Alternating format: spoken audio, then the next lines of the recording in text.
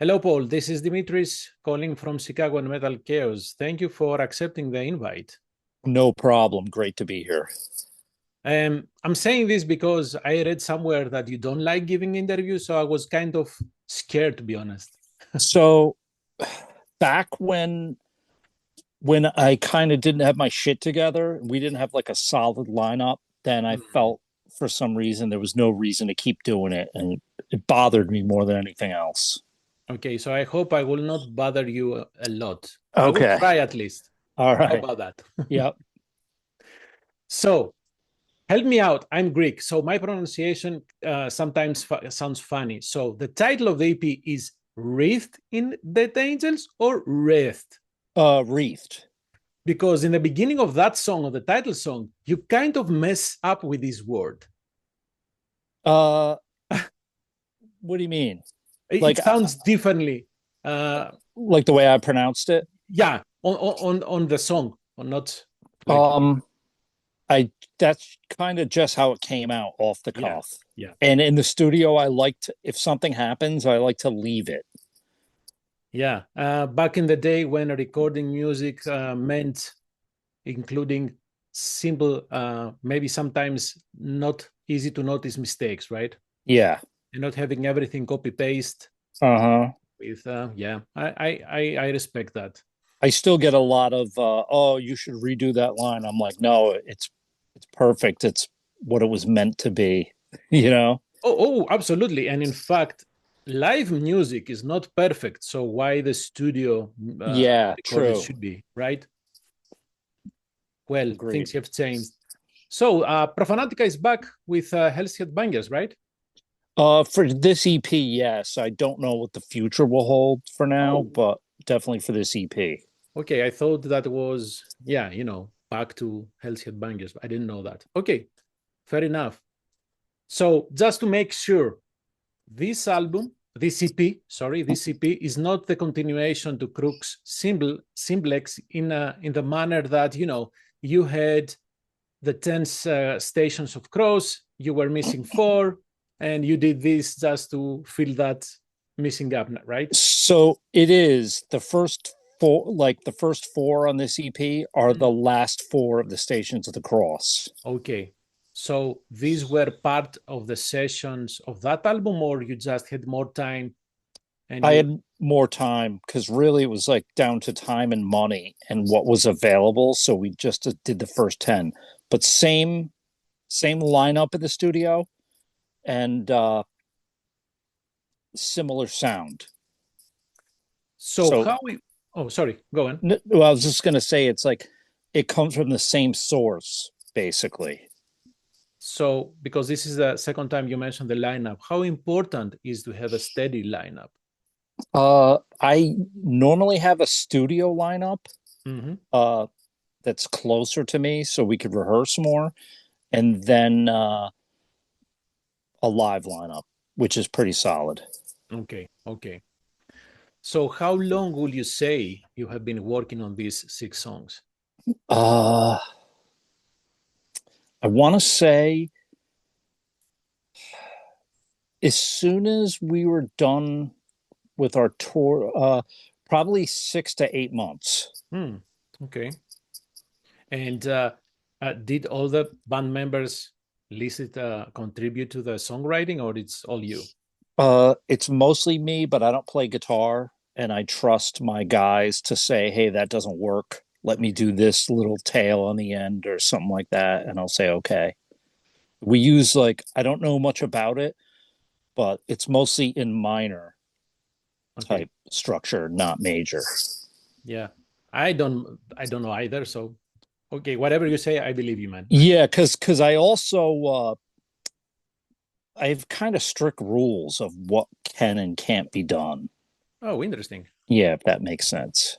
No, it does because Profanatica is not a band that has been around just 5 years. It's been around since the 90s. So Yeah. uh, um, I had that kind of question. How do you manage to keep a straight line, from the 90s to all the way to 2025?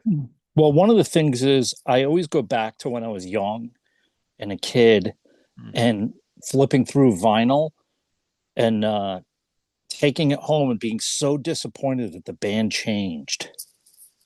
Like, even just the slightest bit, whether it be like production or the choices of the tempo or the riffs or the whole ideology. Mhm. I used to hate that so much. Whereas most of my friends growing up are like, oh, it's not that bad. It's new. And me, I would be like, this sucks compared to the previous one. So hold on. So You got upset because they changed or because they got worse? change. Okay. Yeah. Um, it's not everybody, you know, like, and there's certain people that for me, like in metal, that get a pass. Like all of Motorhead I like. Uh, you know, like old Ramones, if we were listening to that, it came you could tell it was like that band and Okay. not just going off. And I'm talking really in the 80s about like thrash. There's very few people, you know, heavy metal, thrash, and death metal. There's really few people that the second album is similar to what they were doing on the first album. Yeah, because when we talk about the beginning of thrash, people were trying stuff, they are pushing the limits. And I guess after the first explosion, they understood what people liked and what they didn't like, and they start shifting the sound to that, right? Mm-hmm. So I get what you're saying. Even though some bands started from the blackened version of thrash, for example, Sodom, Sepultura, they started Mm-hmm. from that side and then evolved into something thrash, which is also good to me, at least to my ears. I also like it. Or even Slayer, they didn't start as pure thrash. They started like some extreme version of Venom, let's say. Yeah, like almost death thrash. There you If go. if Yeah, you want to put a label to it. So my favorite Slayer is probably Haunting the Chapel. there you go. Yeah. And yeah, yeah. Well, okay. So this EP, I would say that Profanatica sound like death thrash, more like death thrash rather than black metal. Although I hate using those overusing labels. So this is like I don't know how much time you have, but I'm As sure much you've as heard my rant about like the way I see it is that the first death metal was black metal, like the Sodom EP, the Hellhammer EP, Possess Seven Churches, hmm? and somewhere, and I'm old now. I'm an old guy, so somewhere around 92 and 93, the stuff coming out of Norway, they did a great job in hijacking what black metal is supposed to be. Mm-hmm. Because if you really do the research, and it's kind of funny because I was there while it was happening, and kids are like, yeah, but Wikipedia doesn't say that. It says this is the first. And I'm like, go back, go backwards. Everybody's got the internet and listen to all the old demos that were coming out at the time. And almost none of those bands had that Scandinavian battery type of sound Oh, yeah, before, you know what I'm saying? yeah, So, yeah. so actually, that's not true. Immortal kind of was sounding like that back then, but that was it. The stuff that came in 92 for me, I was like, not only do we as a band, we hated it Mhm. because it had no bass and no balls and no power, but uh, it was later. So 92, there was a giant difference between 89, 90, and then all the way up to 92. It seems like it's part of the same time, but it's really not. So that stuff came later that morphed into what the average person will call black metal today. Oh, I see what you say. So when I say black metal, I don't mean Scandinavian black metal. Because to Okay. me, as you described, when that happened, when we had the church burnings, we had a different type of metal. There was a different type of black metal. So to me, there are two different eras. There The are. right. So, there might even be three. So there's like first wave, with like the Hellhammer EP, the Sodom EP, and then the Sarcophago bridged the gap between the first and second wave. And I guess what I'm saying is that there's also a third wave, which where they used Bathory as more of Bathory influence as a formula.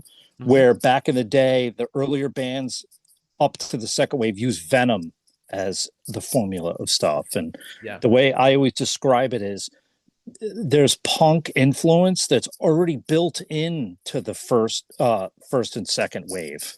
I couldn't agree more. And when Venom released the first album, we didn't even have the term black metal. It was metal. Yeah. And when they did what they did, then we started having black metal. Then we started having thrash metal. So it's that their sound, how it germinated, if you may, the seed and evolved. Mm-hmm. So yeah, I see. Well, I don't know how we can brand the different eras of black metal. So yeah, I mean, nobody like believes me anyway, or they're not, like. So, what do you mean? Well, when we did the tour with Rotting Christ and Watain, I was talking with Sakis, and we were on the bus, and I said, back then in '89 to like '91, all the bands had their own style. Yes. We sounded different than Rotting Christ. They sounded different than Beherit, Blasphemy, and Impaled Nazarene. And of course, people they want to emulate the stuff they like. So now we're flooded with like garbage that is kind of copy. Whereas back then, our influences were built in and you couldn't really get rid of them. Mm-hmm. Like, of course, on drums, I don't play like him, but I'm heavily influenced by Dave Lombardo and old Tommy Aldridge, Ozzy's old drummer. That kind of hard hitting is like more of my style. But the influences are like, it comes from years and years of listening to stuff and not copying it, but it becomes part of a piece of it becomes part of your arsenal. Yeah. Yeah.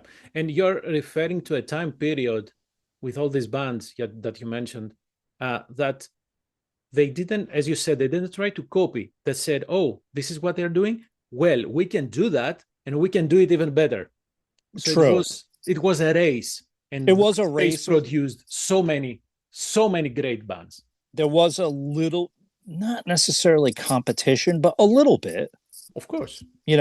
And if you go back and listen to the Marduk demo, that's like black death metal style. It's not, and that's okay if people want to change and morph their band into something else. It's their right to do it. Of course. So I've been kind of policing us for so many years because I talk so much shit about how I was disappointed. It got so-and-so's new album, and they went from like that black death thrash to just regular thrash metal. Now that I'm older, I could appreciate it more. But back then I really couldn't. It was so disappointing. I don't want to disappoint the people that really like our style or what we do. I kind of want to keep it true and find new ways to make it seem fresh at the same time. I get what you're saying. When I was younger, yes, I was pissed off when they did changes. Now that I am older, should I say more mature? Mm-hmm. Maybe. I accept that. You can do whatever you like. You can change your sound. I can also choose not to listen to your music, and that's fine. This is the end of the discussion. We don't need to attack someone, right? Or talk shit about someone because they change, because we grow up and we change. Yeah, true. The same goes with bands. So that's fine. That's fine. However, I do appreciate how Profanatica sound, even that term I don't like now, old school. Yeah. Right? That's that raw energy that you have in the EP, and the EP is 2025, is being released in 2025. And when I say death, maybe I was talking to what you said about the guitars. They sound a little bit lower than they did in Crux Simplex. It's same tuning, but a little. Some of the choices Mhm. of riffs are a little older. Yeah, and I like this, this gritty, this that attacks my ear. So it's Okay, cool. good that Like happens. I want it to be like abrasive. I know what you're saying, and yeah. So we're happy with. I hope you like it. I hope everybody's going to like it when it's actually released.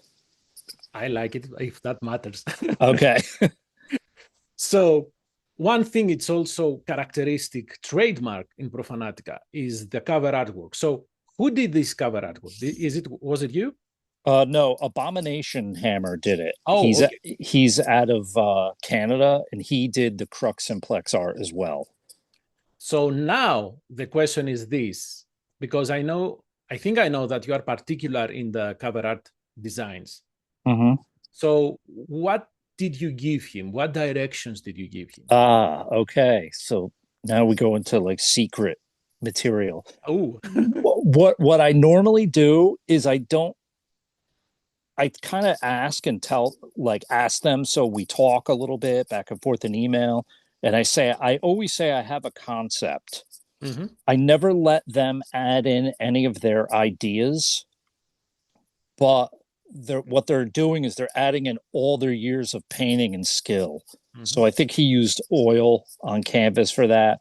And what I'll do is I'll do like a rough pencil sketch and just take a picture of it and email it over as a starting point. And then I always say, can I see a sketch? And so, like, I didn't tell him how to do the wings per se. I let him do that.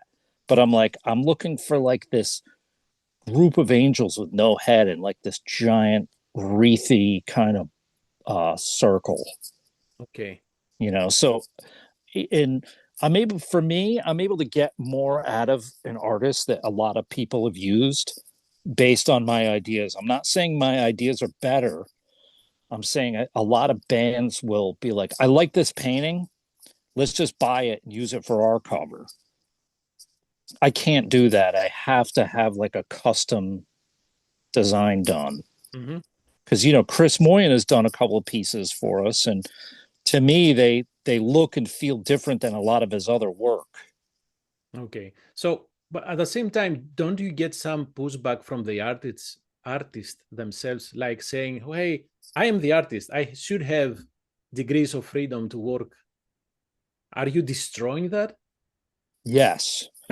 We have a term for that. It's called, in the US, it's called cutting off your legs, which means like you're not,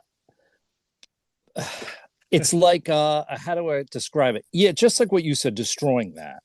Okay. So usually, like with Paolo Girardi, Mm-hmm.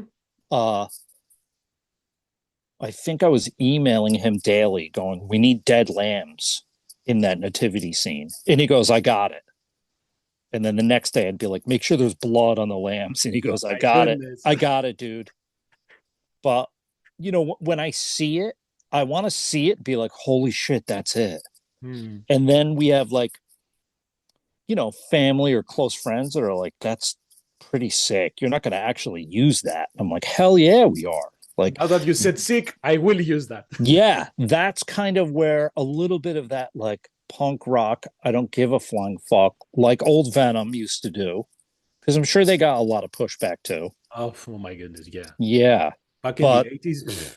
yeah. So I don't know. I guess I let them do it in their style. But I had a little couple, I won't name names, but there was a little bit of headbutting where Mhm. it was like beautiful paintings, but not so graphic as I wanted. So they Okay. would leave stuff out. Because they felt it was too aggressive? Yeah, that, and maybe like they felt it would ruin or cheapen the painting, Well, if you're which I gonna get it. work with Profanatica, do your studying, right? I don't, yeah, they did.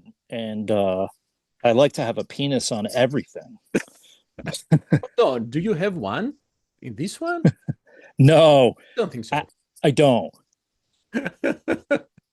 So why four angels? Are the Archangels? No, nothing like that. I just said like a group of them. So I was kind of did like a quick circle type of sketch, uh, and sent it. And see, he kind of did what I asked for in Crux Simplex, and to me, that's like a real professional who would just do what you ask. And is there a specific reason why you have done that in other releases that you don't have, at least the artwork that I have doesn't have the band's logo? The cassette, I think it does, or the name of the EP, the title of the EP. Uh, Design wise, I it's okay to have it. I'm not taking it. I just it looks better without it with the shape of that cover art. Okay. Because I went back and forth with Eric from Hells Headbangers a lot about I don't want it just stuffed in the top left corner like everybody else has it. Yeah. And that's another thing, like because look at everybody's album, they have great artwork. Some like ideally like a t-shirt art, I'd like to have it in the center. Uh, but it just wasn't possible. It was the shape of that thing was like the logo was taking too much away. Right. Right. The cassette's longer, so he was able to put it on top. And you know what? And this is a different discussion, a different kind of worms. People have bands have changed how they make album cover artworks right now because they think of the format, the digital format, that you need to be this small and be easily recognizable. They have abandoned some bands entirely. Maybe it's not feasible economically to have an actual painting, a huge one that lives and breathes on vinyl. But hey, what can you do, right? Yeah, I know what you mean. Yeah. So, how do you write songs? Mainly, I'm more interested, to be honest, for this moment in the discussion about the lyrics. When do you bring the lyrics in the songwriting process? Um, so I kind of have I don't know when it happened. I know after we get like a rough guitar and drums down, that's just with like a little tape recorder or the phone, whatever. So we know how many times we're doing this riff and how many times we're doing that. Um, this was this was easier for me Mhm. because we were basing it off the Stations of the Cross. Okay. So, So it first was four. yeah, it was kind of I already had the themes there. And this is going to be the first. So I guess to answer your question, when as soon as I get like kind of a solid track down, I'll start writing. Okay. And I, I can't tell you when the title hits me, and I just know it, and I really can't tell you like when it hits me. It just by the time I get home from like rehearsal, I have everything in my head basically. I'm smiling because I look at the song titles and now it makes sense with I didn't know what are the 12, 14 stations. So Yeah. so So I see the what you did there. we're including lyrics this time, partly because everybody's been asking for so many years. I need the lyrics. I need the lyrics. And the other part is when I was done with this, I looked at I was looking at a lot of other bands' lyrics, and 90% of them seem like to me they were written by like a 9-year old boy. And I was like, you got to be fucking kidding me. I mean, I like this band. Put some effort into it. So I will say that Profanatica works overtime. We do the work of like 3 bands trying to make sure our stuff is simplistic and stripped down because there's a lot of stuff happening to get it to sound like that. It's interesting that you mentioned the lyrics and how important you think they are, because I believe the same thing. But I have sensed that now that the younger generations are not paying much attention to the lyrics. And therefore, I think the bands have stopped paying attention also. So this is why some bands write simplistic lyrics and they don't care much. I could see that happening. You might have just solved that problem. so a lot of people are asking us, and I'll just say, go on record as saying, you should have like at least a basic knowledge of the Stations of the Cross, or you're not going to understand. They're not going to make any sense. So you are So what? pushing people to religion? No, I'm but joking, man. they should when they're listening to it and reading, they should at least open it, the basic 10, and see what they're about. Yeah, yeah, yeah. Because it's interesting now. It feels like people are turning towards religion more than they did, and I sense more fanatism. I'm not sure if you shared the same experience as I do. You mean people are moving towards it? Yeah, I think so. Yeah, I don't. I've seen a little bit of that, yes, and I always say, "Are you serious?" And they go, "Yeah." But I mean, Mm, it kind of makes sense with the way the world is going. I agree. If shit gets hard, they need like they don't want to, they have to have something to grasp onto. So it's kind of it makes sense. And honestly, it's okay. The thing that disturbs me is when someone else is using that to make money or guide people to do something for them. Yeah, That's sure. I mean, it's a hell of a business. That's what it is. it's great business. It's a Yeah. great business. Oh boy. Okay, so just by looking at the discography, I see that you have a full length and then you follow this up with an EP. Does that mean that the band is working, Profanatica is working on the next full length? Uh I haven't started writing anything yet, Okay. but it just has to kind of I don't want to it seems like 2 years goes by and I think it's a year, but it goes quick.